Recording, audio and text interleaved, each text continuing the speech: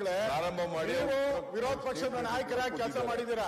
4 ದಿನ ಆಗಿದೆ ಕೊಟ್ಟು ಇದೇ ತರ ಸದನ ನಡೆಸ್ತೀರಾ ನೀವು? ನಾನು ಒಂದು 2 ನಿಮಿಷ ಮುಖ್ಯಮಂತ್ರಿಗಳಾಗಿ ಈ ತರ ಸದನ ನಡೆಸಿದ್ರೆ ಮಾನ ಮರ್ಯಾದೆ ಇರುತ್ತಾ? ಜನರಿಗೆ ಏನ್ ಹೇಳ್ಬೇಕು? ಮಾನ ಮರ್ಯಾದೆ ಇರುತ್ತಾ?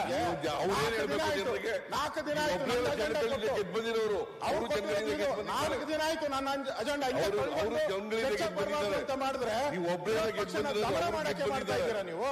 ವಿರೋಧ ಪಕ್ಷ ಹಿಂಗೆ ನಡೆಸೋದು ನೀವು? ನಾವು ಹಿಂಗೆ ಮಾಡಿದ್ರೆ ನೀವು ನೋಡಿದ್ದೀವಿ. ನಿಮ್ ನಾವು ಹಿಂಗೆ ಮಾಡ್ಬೇಕಾ? ಬಾಗಿಲು ನೀವು ಹೇಳ್ದಾಗೆಲ್ಲ ಕೇಳಕ್ಕಾಗಲ್ಲ. ನೀವು ಹೇಳ್ದಾಗೆಲ್ಲ ಅಸೆಂಬ್ಲಿ ನಾವು ಬಂದಿಲ್ಲ.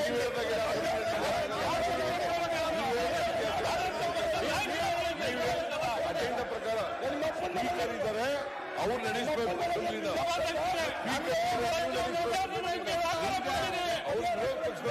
ನಡೆಸಕ್ಕಾಗಲ್ಲ.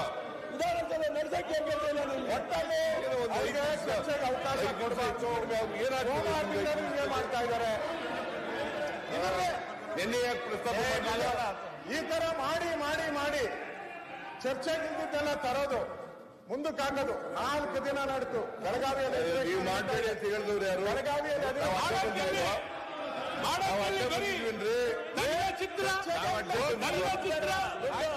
ದಿನ ಸದನಕ್ಕೂ ಬರಲ್ಲ.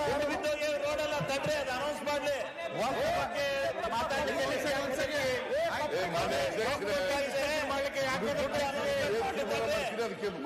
ವಕ್ಫ್ ಬಗ್ಗೆ ಯಾಕೆ One second. ಅಪೋಸಿಷನ್ ಬೇಕಿಲ್ಲ. One second. ಈ ತರ ಒಂದ್ ಸೈಡ್ ಆಗಿ ನೆಕ್ಸ್ಟ್ ಅವ್ರು ವಿರೋಧ ಪಕ್ಷಕ್ಕೆ ಬರ್ತಾರಲ್ಲ, ಇದಕ್ಕಿಂತ ವರ್ಷ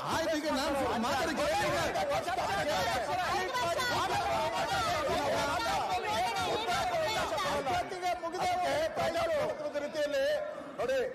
ನಾನು ಮುಖ್ಯಮಂತ್ರಿಗಳು ಹೇಳ್ತೀನಿ ಎಲ್ಲರಿಗೂ, ಕಳೆದ 30 ವರ್ಷದಿಂದ ಯಾರು ರೂಲಿಂಗ್ ಪಾರ್ಟಿಯಲ್ಲಿ ಪರ್ಮನೆಂಟ್ ಆಗಿ ಕೂತಿಲ್ಲ. ಪರ್ಮನೆಂಟ್ ನೀವು ಬಂದಾಗ ಇದೇ ಆಗ್ತೈತೆ. ಅದನ್ನ ಯೋಚನೆ ಮಾಡಿಕೊಂಡು ನೀವು ಮಾಡಿ.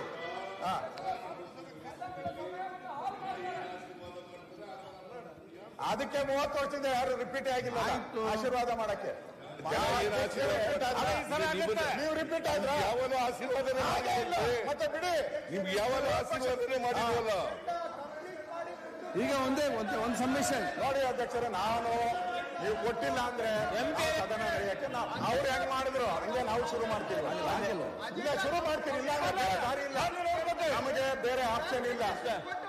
ನಾವು ಕೃಷ್ಣ ಸಬ್ಜೆಕ್ಟ್ ಮುಗಿದ